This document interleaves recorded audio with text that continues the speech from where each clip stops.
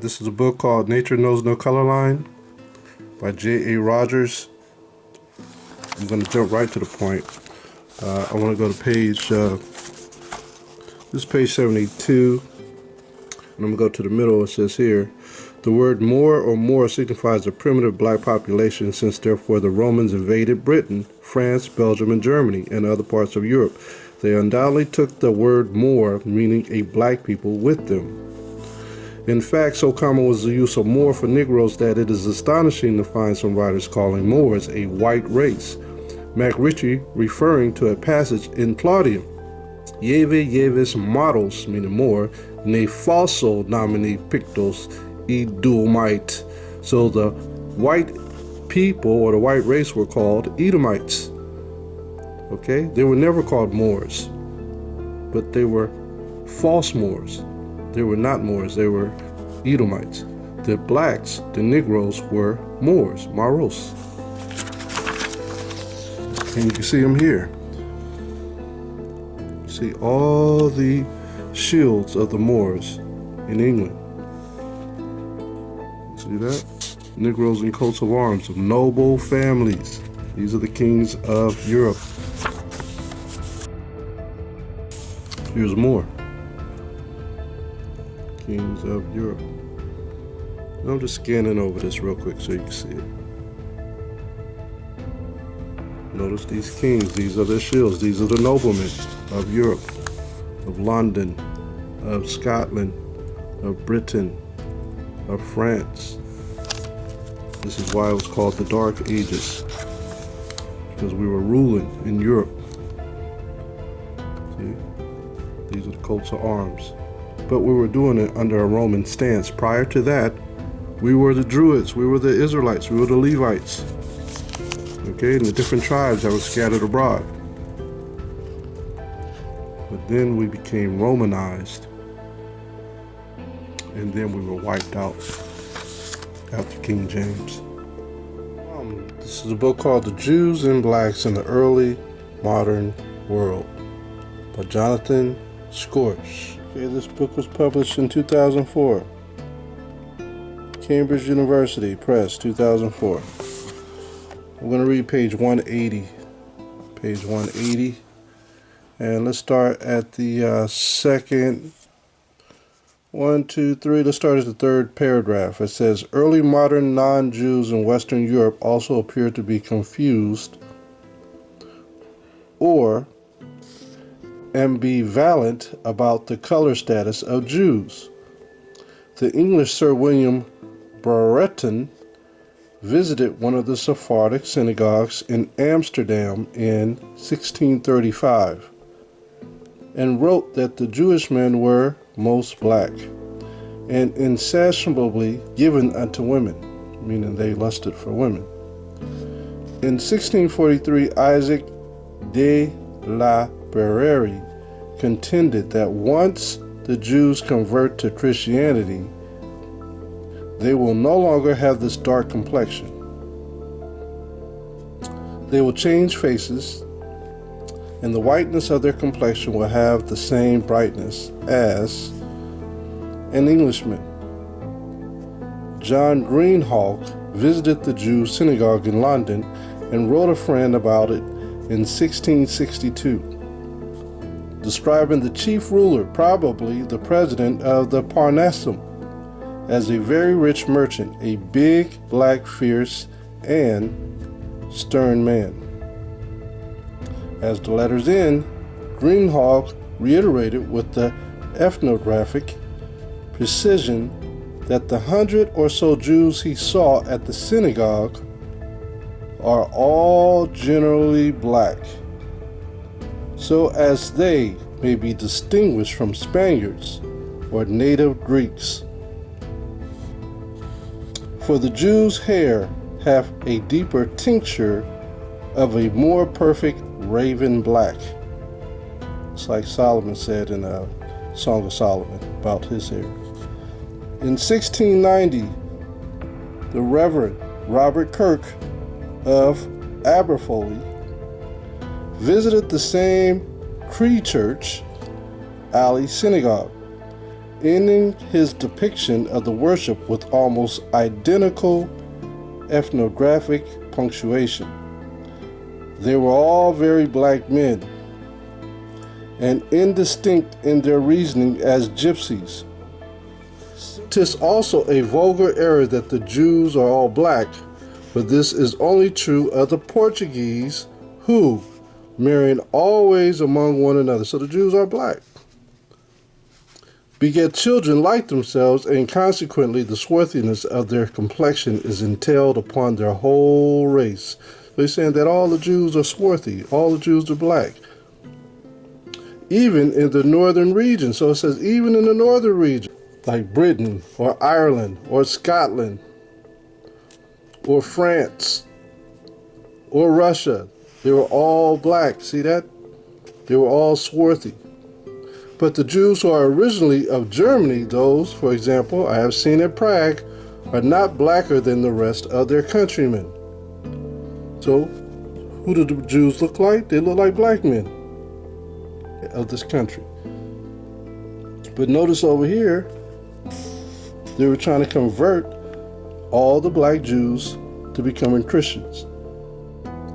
All right, this is from a book called The Negro Rulers of Scotland and the British Isles. This is Kenneth MacAlpin, the Niger.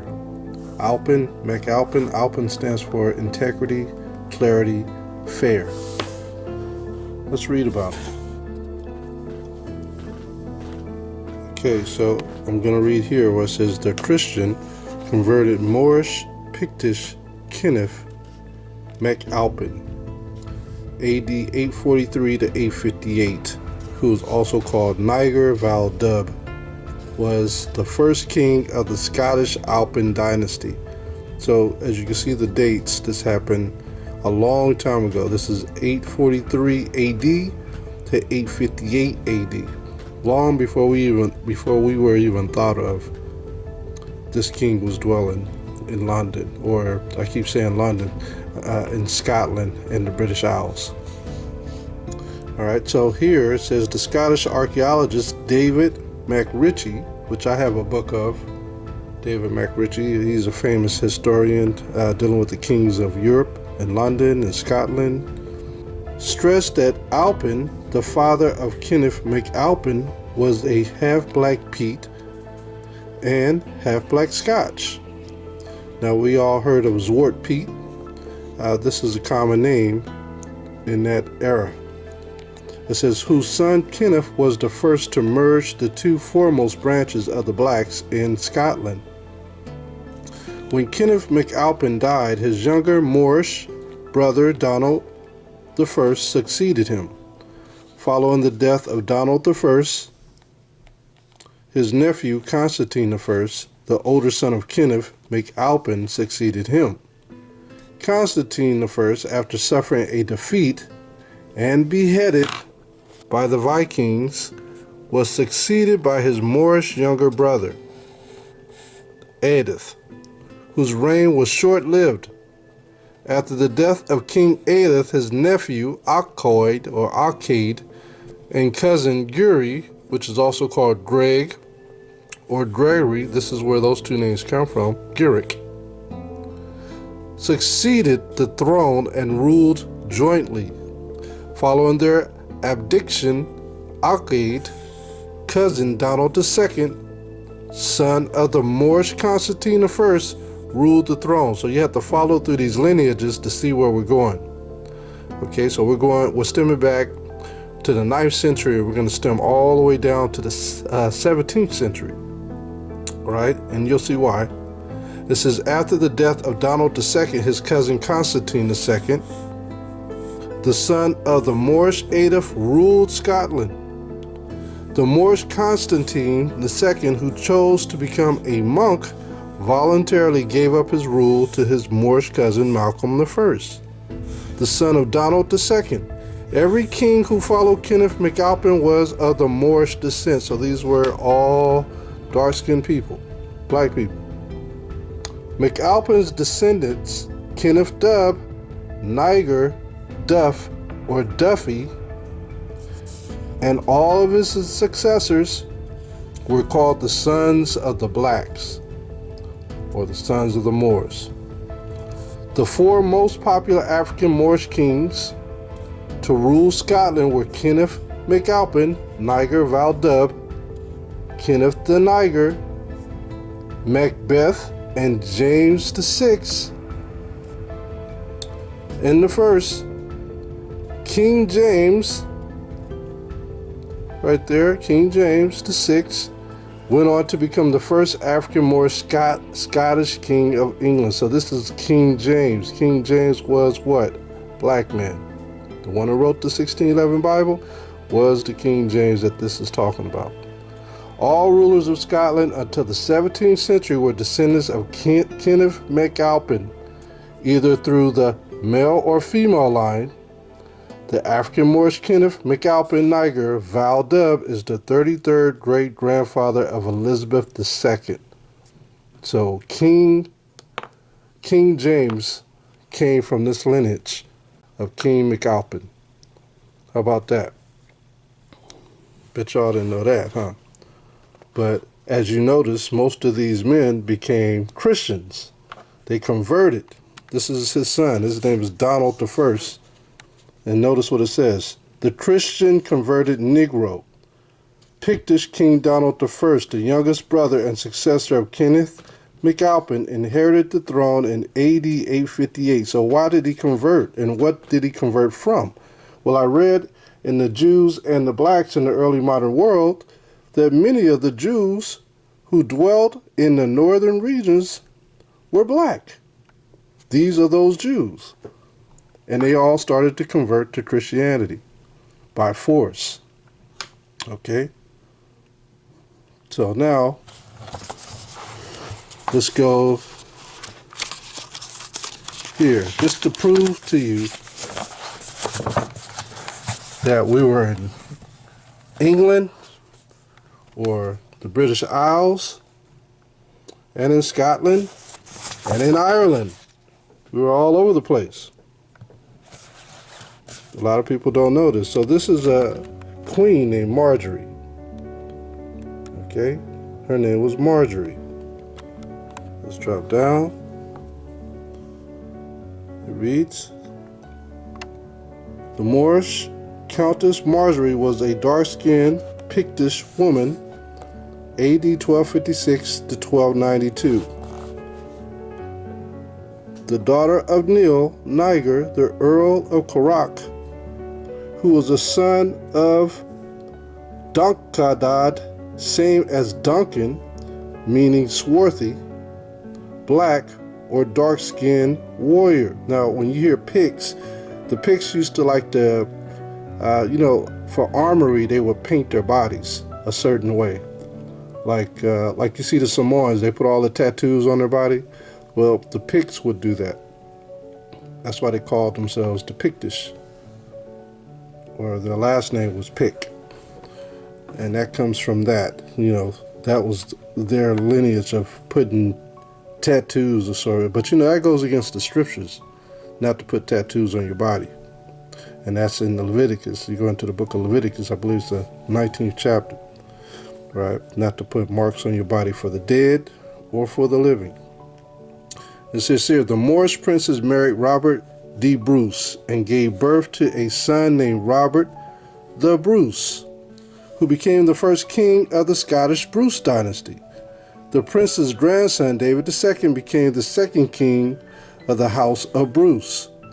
Her granddaughter, Princess Margaret, also called Marjorie, married Walter Stewart VI. Stewart means black. Schwarzenegger, that means black. Swartz means black, and Neger means black, or Niger. And became the mother of Robert II, who became Scotland's first Stuart king. It was the Stuart dynasty that brought forth today's King James Version of the Bible. See that? So the lineage of this sister Marjorie, who married a Stuart, brought forth the lineage of King James, who wrote the Bible, which was authorized and named after a black man named King James Stewart. AD 1611. The Bible was written at that time, right? The Bruce dynasty was a direct descendant of David I, who's the youngest son, Malcolm III. David I was the great-great-great-great-grandnephew of the Pictish king, Niger Kenneth, Duff, Dub, Black, or Duffy. See that? Letting you know that this king was black. There were many black-skinned women mentioned in the Scottish annals. One was the renowned warrior Black Agnes, who viciously fought the British at Dunbar. She was called black because of her black skin and other African features. So that's the point. I just wanted you to see that the kings of Europe were black. And so when you see Prince Harry and the kings over there claiming to be kings, they stole that whole honor from the true kings who were black over there, who had left their heritage for Christianity, and things just started to change drastically. This book is called Moscow Icons, the 14th century to the 17th century. And what I wanted to show you in here was just a picture of Yahawashi raising Lazarus from the dead. This is on page 66. And as you can see this picture, look at the characters in this picture. And you see Lazarus laying in the tomb. He's black. All the disciples were black. You can see right here. Look at that old man with a cane. You can see how all of them are black. See? And this is what Putin was bringing out of his treasure box. Trying to show the world that the Israelites were black. Okay? In various shades of brown. But just look at this for a moment. I really don't need to talk all the time. You could just look and tell that you can see people praying over them. The Sister Mary. Right? You see Lazarus in the tomb. Amazing. Right? And he's raised from the dead. Drop down. There's another one. Look how black he is. And look at his garment. See how red it is? And look at his face. It's black, dark brown. See that? Look how dark the face is. There's Yahawashi. Look at the disciples behind him. He's raising Lazarus from the dead. Black men.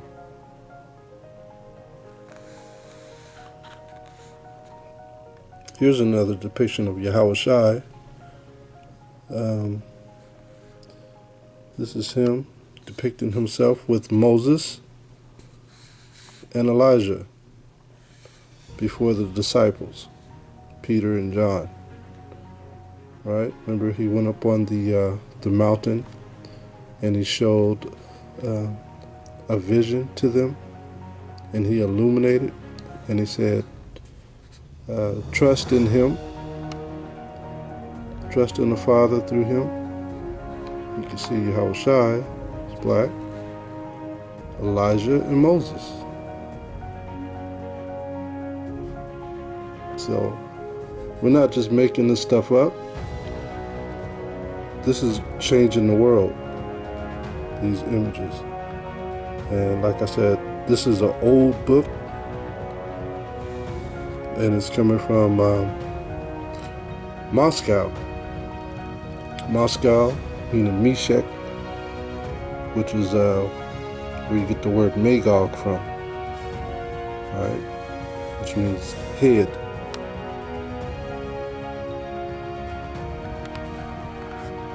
And you can read about that in Ezekiel 38, Magog, Gog and Magog. Now this picture here that I'm showing you, this is in the Russian Icons. It's not the Moscow book. This is a book called Russian Icons. This is Moscow icons, 14th, 17th century. This one is Russian icons, 14th and 16th century. Russian icons. So I'm on page 80, what is this? Page 82. And notice it says the apostles, Peter and Paul, 16th century. So everybody knows that the Israelites are black. Look at this. Peter and Paul, dark men. See that? Got their hair braided, the beards braided. Since we just looked at the Moscow and Russian icons, let's look at this book real quick. It's by Allison Blakely, Russia and the Negro, Blacks in Russian History and Thought. This was published in, actually it was first published in 1940, and then they republished it in 1980, or 1986. But to show you that the Russians know who we are, so this was back in 1966, or even sooner. Let's drop down to here. And it says, in relating the story of the Abkhazian Negroes, she accepts the interpretation of Radi and the other Russian scholars and adds that the presence of Africans there should not be surprising since, starting from ancient times, slave trading colonies have been established on the Black Sea, alternately by the Greeks, Romans, Arabs, the Yahawashi, and Turks. She notes that the Tsarist officials frequently listed the Negroes as Arabs and Jews. So we were frequently listed as Arab and Jews. So the Russians know who we are. That's why they frequently listed us as Arabs or Jews. See that? So why wouldn't Putin come out with this information from Russian icons and unlock his vault to show you who the Israelites, what they really look like? Okay? And it just shuns the world. It stuns and shuns the world because America has kept this away from us for so many years. So many years. And this last one that I'm going to bring out is just to substantiate that there are a lot of Negroes in London. I start here where it says in the 1850s. It says, this is page 32. It says in 1850s, Alexander Herson, a better known exile, initially self-imposed, most pointedly continued the abolitionist argument against both the American and Russian institutions. At the moment when all England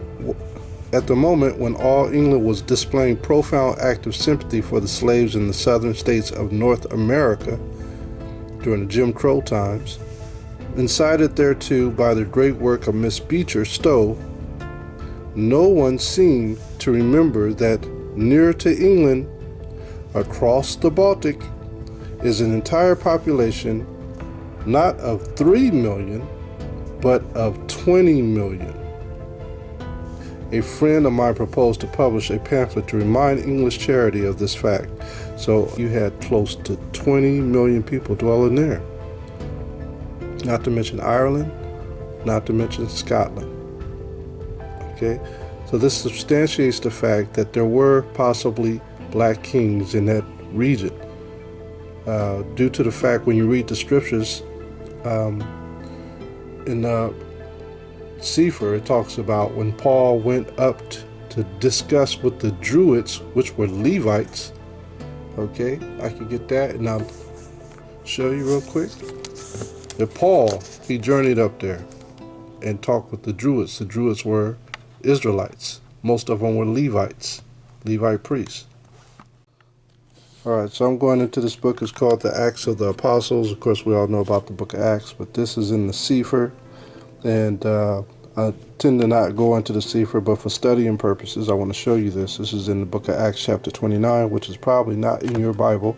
It's in the Sefer. It's like an apocryphal book.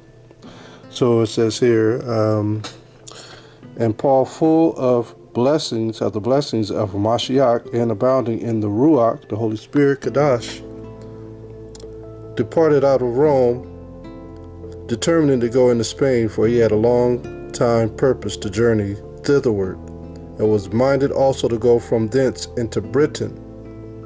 For he had heard in Phoenicia that certain of the children of Yasharallah, about the time of the captivity into the land of Ashur, had escaped by sea to the isles afar off, as spoken by the prophets, and called by the Romans Britain.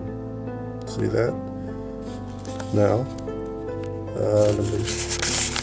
so Paul took a ship and sailed into Britain.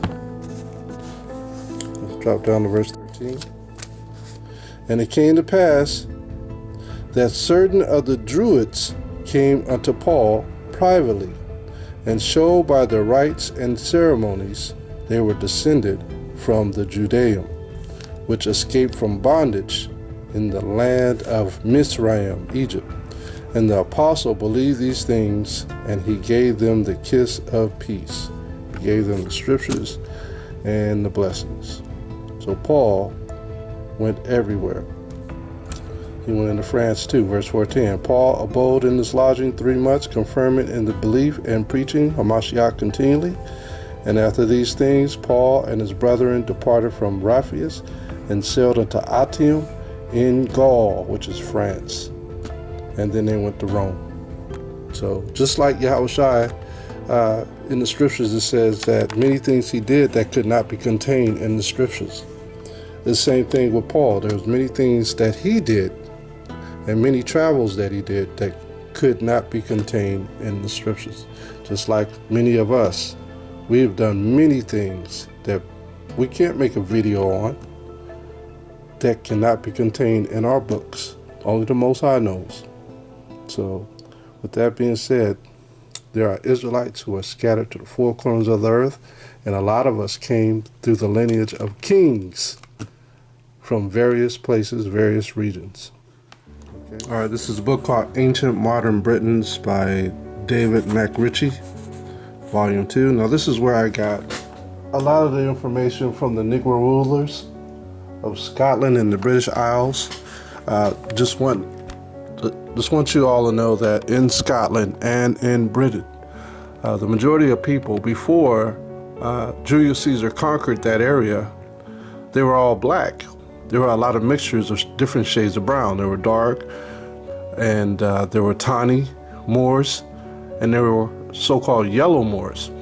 So in that area or that region, predominantly in Scotland and the British Isles, there was a lot of Moors or so-called black people. The reason why I'm bringing this out is because sometimes we got to concentrate on other parts of the world. We always tend to concentrate on America, South America, Central America, Africa, and then the islands, right, and parts of India. But there's history of Israelites all over the world. And you remember we were scattered, so we even went further out towards the Malaysia areas, China, Japan, all over, including Europe during the scattering and even before the scattering. So remember, Paul went to all these different places in Europe and Africa and India and Saudi Arabia. So Paul was all over the place, him and Barnabas. And you remember in the book of Acts where the queen of Rome, that Paul was Egyptian. There's a reason for that. So when you go into this book, The Ancient Modern Britons by David McRitchie, he picks up around the 8th century.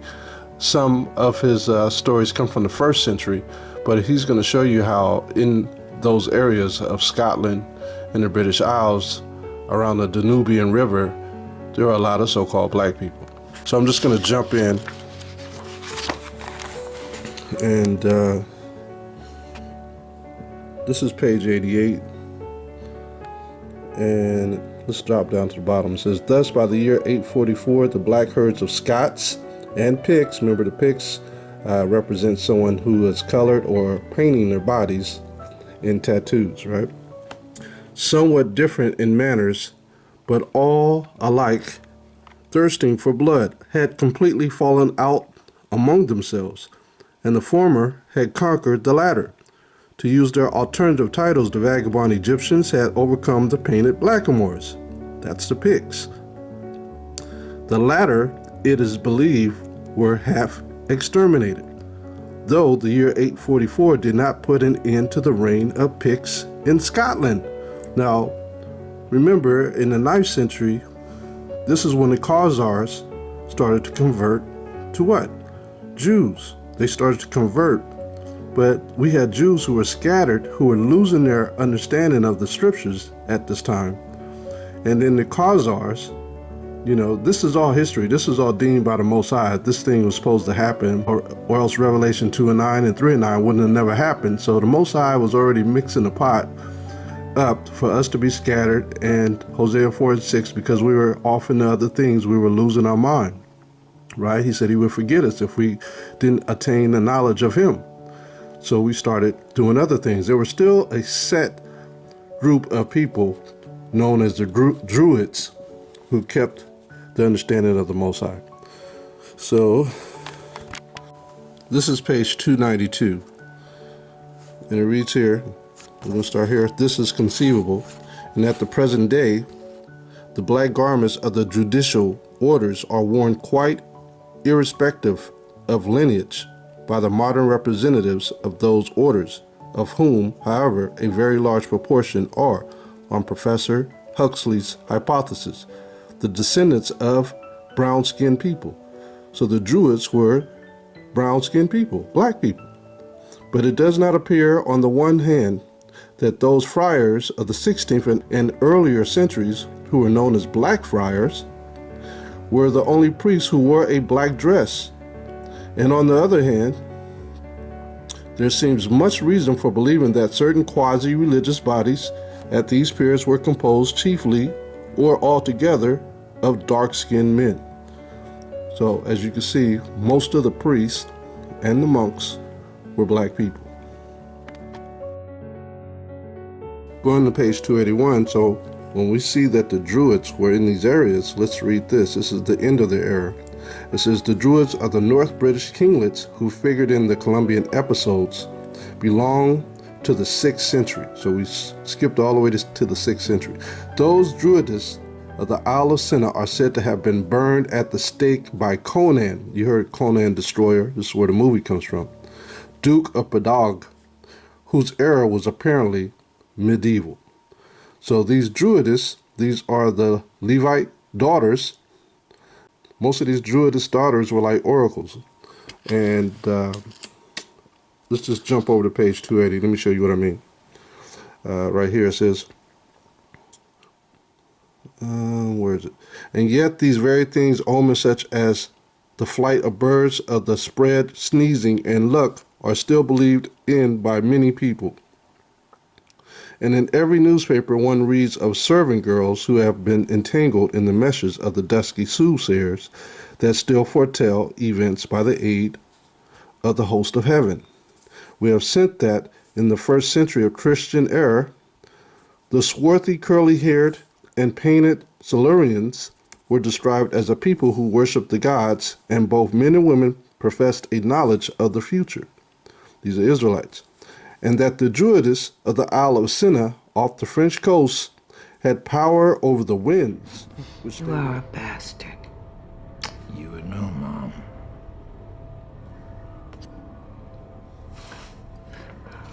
Do what you're here to do. Yes, ma'am.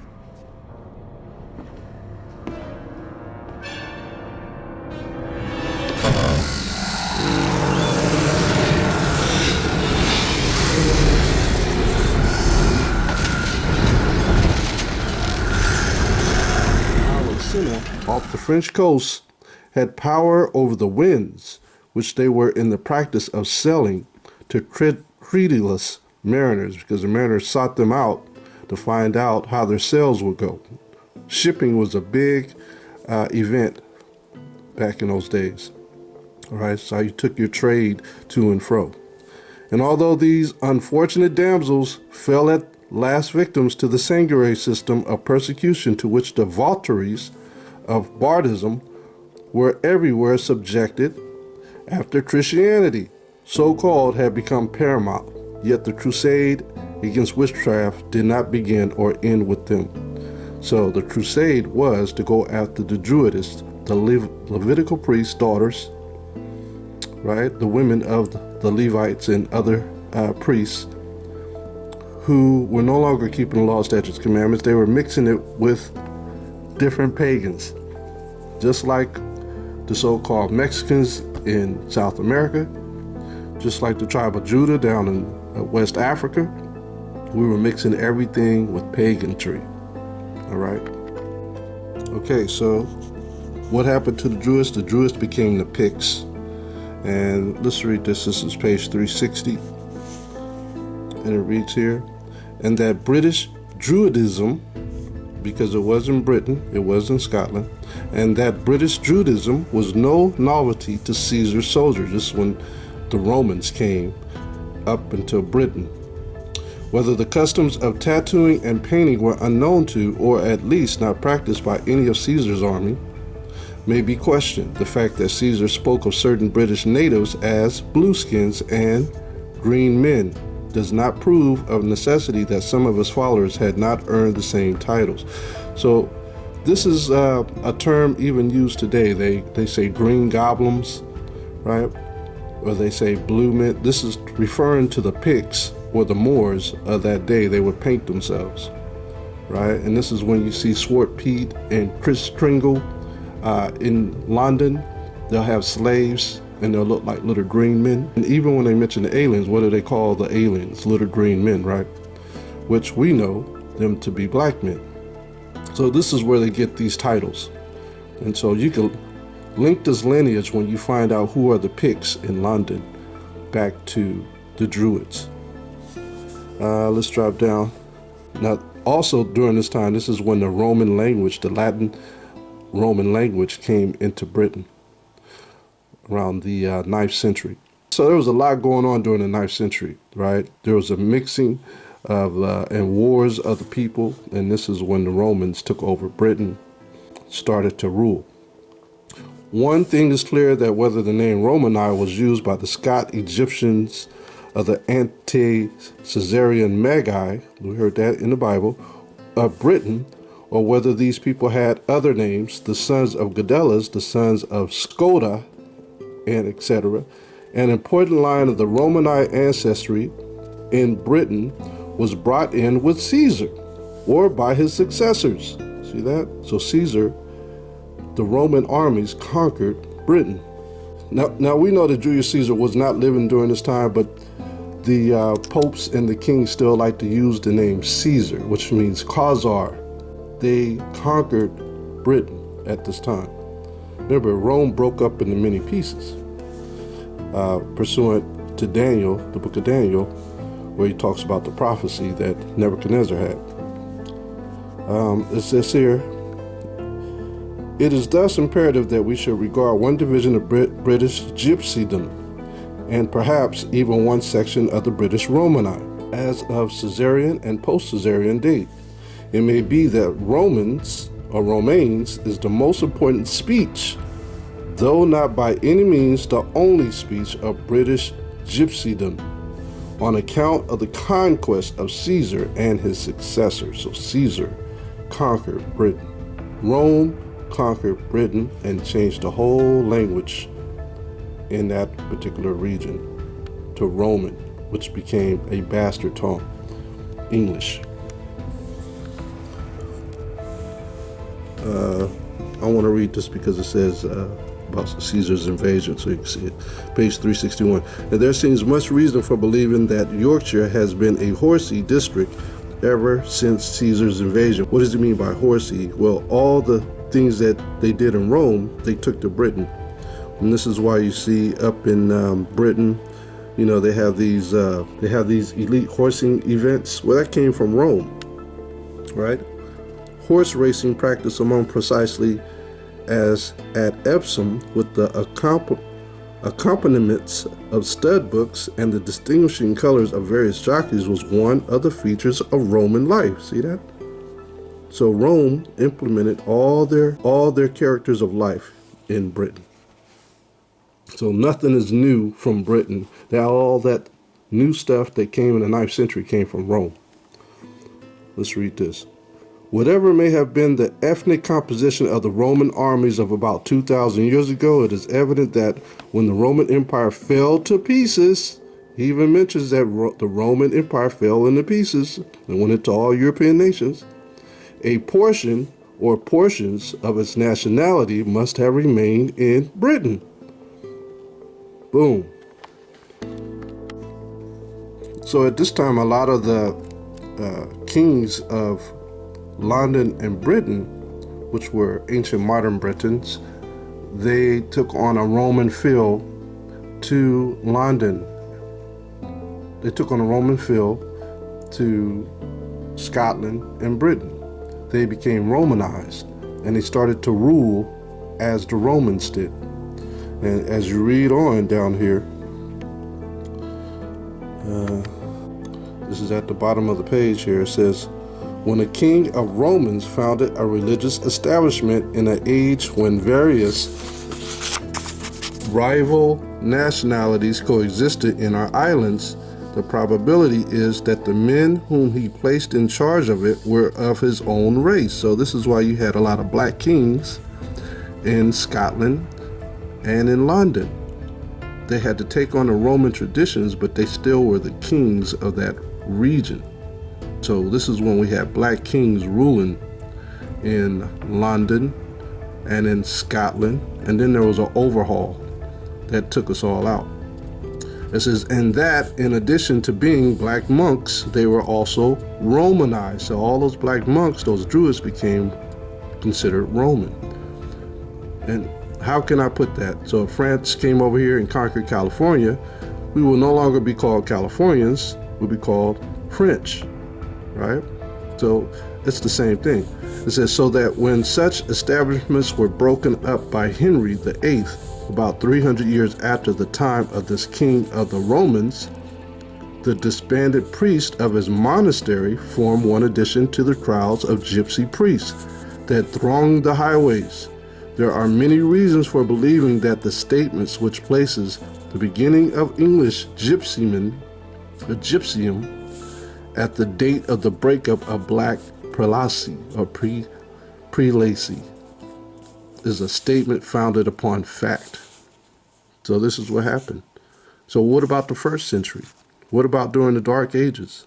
First century, we did have kings there, but there was an overhaul during the 8th and 9th century where the system started to take on the caste system of the Romans due to them invading London. And that's all part of the prophecy. Difficult though it is to understand the intricacies in this connection, there has evidently been a certain Romanist influence felt throughout Europe for the last 2,000 or 3,000 years. See, much of this influence and all of this blood have been absorbed by various modern systems and nationalities, but there is still a Romanist language that is common to various castes throughout Europe, though none but a scholar could overcome the barriers of differing dialects. In the Dark Ages, the same caste possessed the same language, though at that period the language and the people occupied a most important position, which at this time were the Druids. And before the beginning of our era, a race bearing the same name, speaking or some of them speaking the same language, and possessed of many of the same characteristics, were identified with the power that exacted homage from the greater part of Europe. There was a big overhaul. And the Most High basically was washing the dominoes at that time. He was overhauling everything. So this is when your so-called white power started to take over. All right. Okay, let's talk about the Druids. Let's talk about the Druids real quick, and let's look at this washing away of the Druids from history. Let's start here at the bottom where it says the historical names. The historical names for these people, so far as concerns the British Islands, have been assumed to be these, the painted Moors of ante-Caesarian Britain, known by such names as Silurians, and spoken of as Druids or magicians, magi, just like in the Bible, magi's, whose customs caused the nickname of blue skin or green men to be applied to them by Caesar. So who called them blue skin and green men? The Roman armies, the Khazarians, the Caesars. Also the Scots of ancient Scotia or Ireland, who seem to have left that island for Great Britain at various periods, beginning so early as the 4th century. This is where the movie Braveheart comes from, if you've ever watched it. Also a section of the Italian Romani, who, through forming part of the Latin nationality, seem still to have preserved much of their individual blood, customs, and speech, the latter being styled Low Latin by the Latins proper. And lastly, the Cimbri or Dani, this is who the Danes come from, or Eastmen of the 9th century. The Danes were very, very dark black men, so-called black men, who are remembered by various British provincialists as black heathen and black Danars or Danes, as whose tribute in one particular instance was called the tribute of the Black Army. See that? That all of these were black skin or brown skin races. There are many reasons for believing, and there are also many reasons for believing that some, at least of them, were the dark-skinned progenitors of the modern British Melancholy, inclusive of those families still retaining many ancient characteristics and known as gypsies proper. Gypsies meaning Egyptian. It may be that all of these swarthy races have branched out from one parent stem in Egypt or Assyria, so as were the Jews that came out of Jerusalem.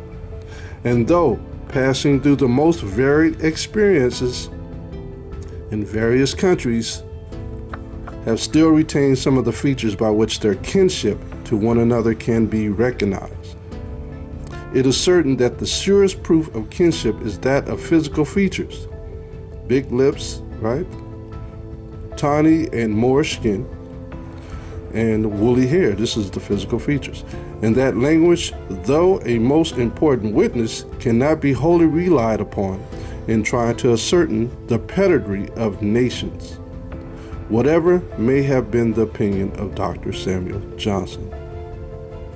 In this special instance, no clear proof of the fallacy of trusting exclusively to language can be found than in the fact that very many British gypsies, past and present, have been proficient in the language of the Romani, though themselves belonging to a wholly opposite ethnical type that's telling you that these are the Jews, the black Jews, the black and brown Jews, okay, of Negroid and Latino. I say Latino because all through this book we've been talking about the Latins, and it's specifically talking about those of Spain. They were called Latin. Britain, those of Britain were also called Latin.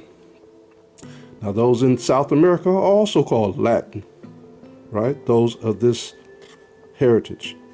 While a nation such as the Black Mountainers or Montenegrins, see, Negroes were Negrins, Mount Negroes, whom an authority on this subject regards as a nation of gypsies proper. These people are perfectly ignorant of the Romanized speech. Let us then glance hastily at the several historical invasions to see the Roman invasion that may be regarded as invasions of gypsies proper. And the natural thing to do is to look back from where we now stand. So what happened to the Israelites who were dwelling there? They got overran. They got invaded by the Romans. And those kings and queens that are in Rome today are not the kings and queens of antiquity. They are not the kings and queens of antiquity. Those are Roman puppets that are calling themselves kings and queens in that region today. So now you should understand why you should understand why in Britain the Protestants hated the Romans, because the Romans conquered them. And this is why the Protestants, meaning to protest, they protested against everything that was Roman. And this is why King James put forth the Bible, which they call a Christian Bible, but really what it is the Torah and the Apocryphal books and the Gospels. Okay, this is why he did it, because it's his heritage. And he was upset. So the Most High moved that spirit in King James to put forth that information to his people, who he knew as well were scattered to the four corners of the earth, because in Britain they were scattered as well throughout the world during the 8th and 9th century. So now you should put the pieces together for this puzzle to understand who we are as a people. And you can see them here. You see all the shields of the Moors in England. You see that? Negroes and coats of arms of noble families. These are the kings of Europe. All right. Here's more. Kings of Europe. Now I'm just scanning over this real quick so you can see it. Notice these kings. These are their shields. These are the noblemen of Europe, of London, of Scotland, of Britain, of France. This is why it was called the Dark Ages, because we were ruling in Europe. See? These are the coats of arms. But we were doing it under a Roman stance. Prior to that, we were the Druids, we were the Israelites, we were the Levites. Okay, and the different tribes that were scattered abroad. But then we became Romanized, and then we were wiped out after King James. Okay, with that, I'm going to say Shalom. This is the word of the Lord of hosts. I took you from the pastures and from following the sheep to be prince over my people Israel. I have been with you wherever you have gone and have destroyed all the enemies in your path. I will make you a great name among the great ones of the earth. I will assign a place for my people in Israel. There I will plant them, and they shall dwell in their own land.